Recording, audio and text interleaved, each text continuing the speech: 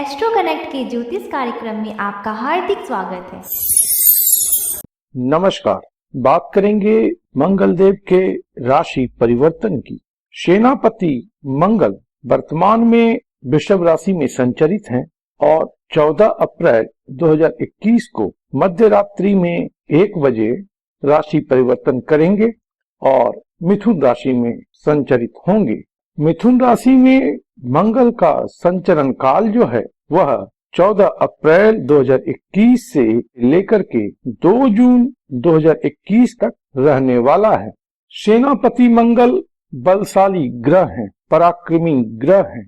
यह ग्रह जो है साहस, पौरुष, पुरुषार्थ, अद्वितीय शक्ति, पराक्रम और योजना को क्रियान्वित करने वाला शक्ति का परिचायक है। इस ग्रह में उत्साह, उमंग, बेफिक्री के साथ साथ में क्रोध भी अधिक है।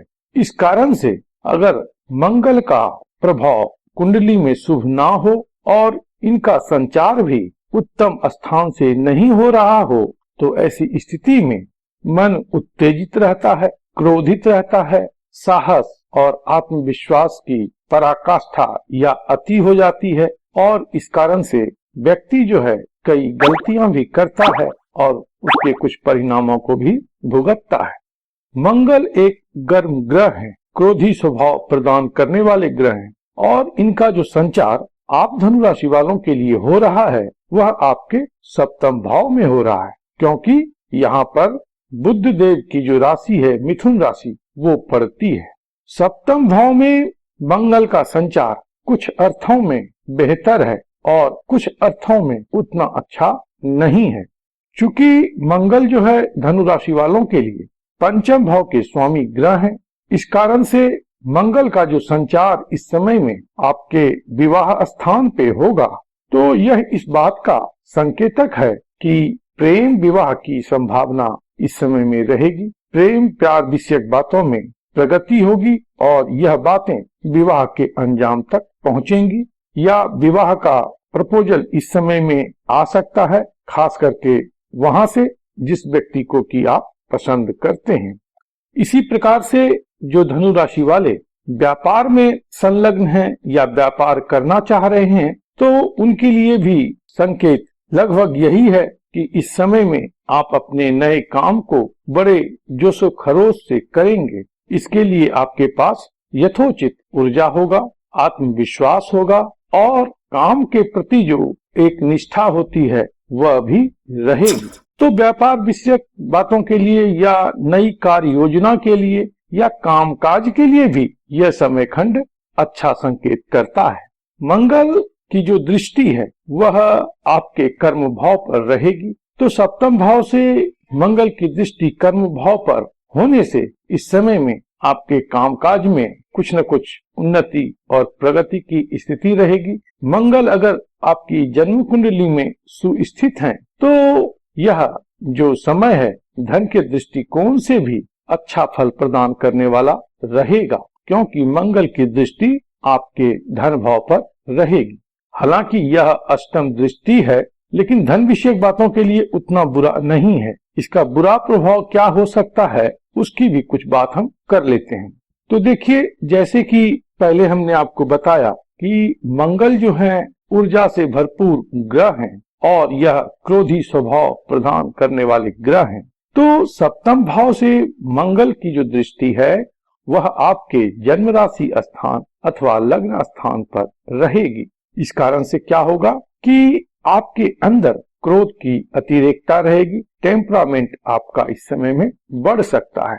अब जब टेम्परामेंट बढ़ता है तो इसका जो सबसे पहले कुप्रभाव पड़ता है वह आपके पारिवारिक जीवन पर, आपके संबंध पर और सामाजिक जीवन पर भी इसका अच्छा खासा प्रभाव पड़ता है।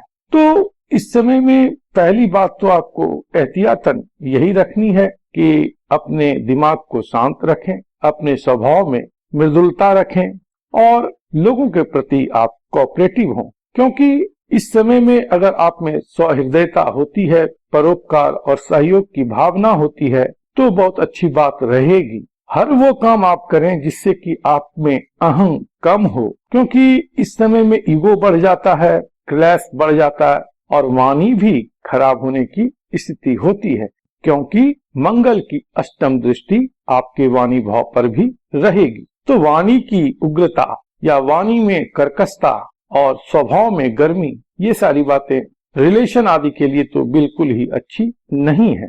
मंगल आपके व्यय भाव के स्वामी हैं, तो इस कारण से इस समय में धन के व्यय की भी संभावना बन सकती है। अगर कुंडली में मंगल की स्थिति अच्छी नहीं है, कर्ज आदि भी आपको इस समय में लेना पड़ सकता है।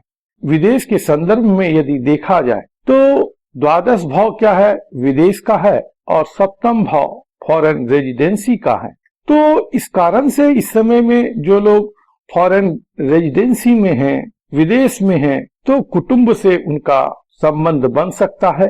हालांकि इसमें कुछ तल्खी की भी संभावना रह सकती है, लेकिन विदेश विषयक बातों में कुछ उन्नति और प्रगति की ही बात रहेगी। चूंकि मंगल का संचार जीवन साथी के भाव में हो रहा है, इसलिए जीवन साथी के मनोमस्तिष्क में भी उग्रता रहेगी, उनका भी टेम्परामेंट बढ़ा रहेगा और आपका भी टेम्परामेंट बढ़ेगा। तो जाहिरन जो एक स्थिति बनती है वह क्लैश की स्थिति रहती है। झगड़ा, झंझट या मतांतर, कर्कश वाणी का आदान प्रदान, ये सारी बातें इस समय में संभव रहती हैं। यह तो एक बात हुई। स्वास्थ्य में अगर देखें तो यहाँ के मंगल कुछ न कुछ परेशानी उत्पन्न करते ही हैं, जैसे कि पेट में किसी प्रकार की समस्या हो, बीपी की समस्या हो, इंडाइजेशन हो या बॉडी में पेन हो, ये बातें भी इस समय में संभव हो सकती हैं।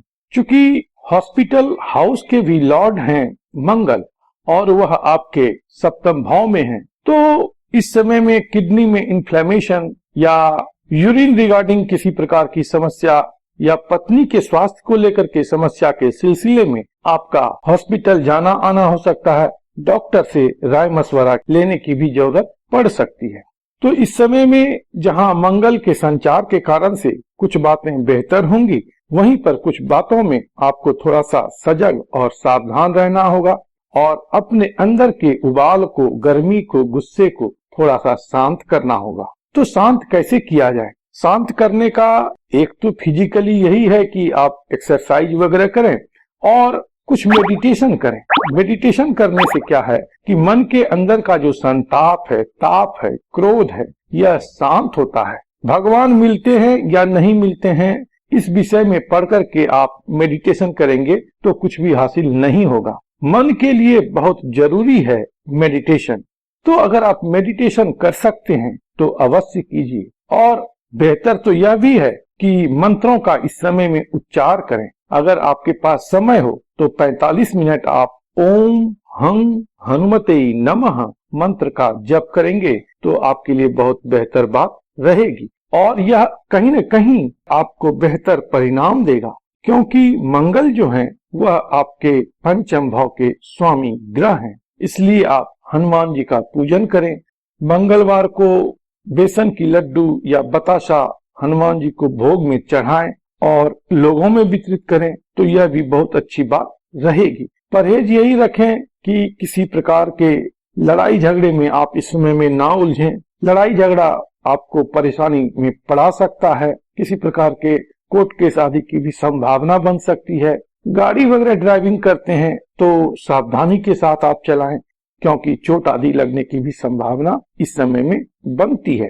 तो मंगल का जो यह संचार है कुछ एहतियात की भी बात करता है और वहीं पर कुछ अच्छे अच्छे प्रॉमिसेस भी हैं। तो अपनी सूझबूझ से, अपने अच्छे निर्णय से इस समय को आप जिएं और इसका अधिकाधिक लाभ उठाएं।